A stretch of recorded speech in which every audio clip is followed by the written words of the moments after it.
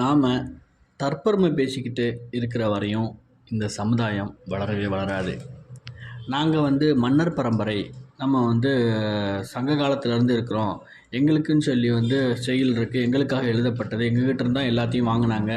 எங்கள் தாத்தா ராஜா, எங்கள் தாத்தா முப்பாட்டன் ஜமீனாக இருந்தார் அப்படின்னு சொல்லி நாங்கள் தான் எல்லாத்துக்கும் முதல் அப்படின்னு சொல்கிறதுனால, அப்படின்னு சொல்லி நம்ம பதிவு பண்ணுறதுனால எந்த ஒரு மாற்றமும் இங்கே வரப்போகிறதில்ல. இதை முதல் தெரிஞ்சுக்கணும். இப்படி நம்ம தற்பெருமை பண்ணிக்கிட்டு வீரவசனம் பேசிக்கிட்டே இருந்துக்கிட்டே இருக்கோம் பல வருஷமாக. அதை அடுத்த இளைய தலைமுறைக்கும் ஊட்டி வளர்த்துட்டோம். இப்போ என்ன பண்ணுச்சு, இந்த இளைய தலைமுறையும் அதே போல் தற்பெருமை பேசிக்கிட்டே இருக்குது சோசியல் மீடியாக்குள்ளே. அதாவது சமூக வலைதளங்கள்லேயும் சரி, சரக்கு கடையிலையும் சரி, போகிற இடத்துல வர்ற இடத்துலையும் சரி தற்பெருமை பேசிக்கிட்டே இருக்கிறோம். நமக்கு ஒரு உண்மை இன்னுமே புரியல. என்னென்னா, இந்த முன்னேறின சமுதாயம் இன்றைக்கி இருக்கு இல்லையா, அந்த சமுதாயமெல்லாம் ஒரு காலத்தில் அடிமைப்பட்டு கிடந்த சமுதாயம் இன்றைக்கி முன்னேறி வந்திருக்குன்னா நாம் அடிமைப்பட்டிருக்கோம் அப்படின்றது தெரிஞ்சிருச்சு. நம்ம மேலேறி வரணும்னு தெரிஞ்சிருச்சு.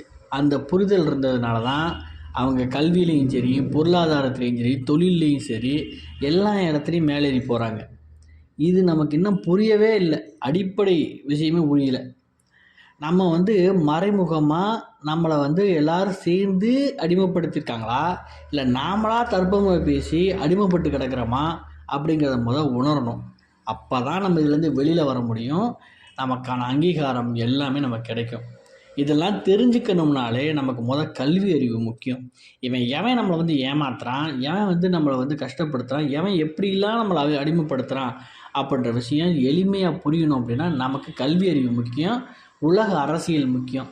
இன்றைக்கி இருக்க முன்னேறிய சமுதாயங்கள் எல்லாமே ஒரு காலத்தில் அடிமைப்பட்டு கிடந்தது தான் இன்றைக்கி மேலே ஏறி போயிருக்காங்க. அப்படின்னா அவங்க தான் அடிமைப்பட்டு கிடக்கிறோம் அப்படின்றத புரிஞ்சதுனால தான் மேலே ஏறி போயிருக்காங்க.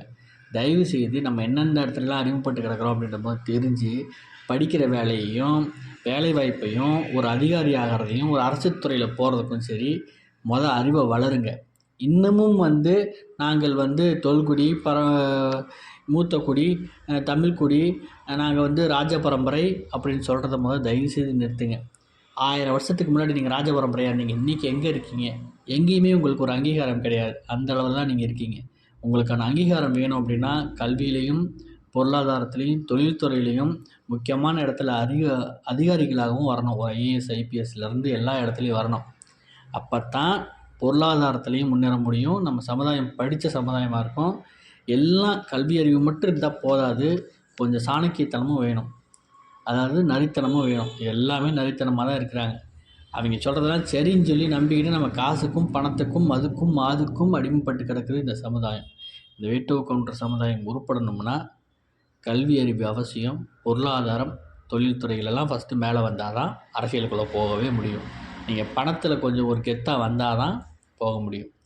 ஒருத்தருக்கு ஒருத்தர் காழ்ப்புணர்ச்சியோட நம்ம பெரிய பரம்பரைன்னு சொல்லிக்கிட்டு இருக்கிறத விட நம்ம அதை காப்பாற்றுறதுக்கு உண்டான வழி என்ன அப்படின்னா நம்ம கல்வியும் பொருளாதாரத்துலேயும் மேலே வரணும், மேம்பட்டு வரணும். அப்போ தான் முடியும். வெட்டி பெருமை பேசி தற்பெருமை பேசி என்றைக்குமே முன்னுக்கு வர முடியாது. நன்றி.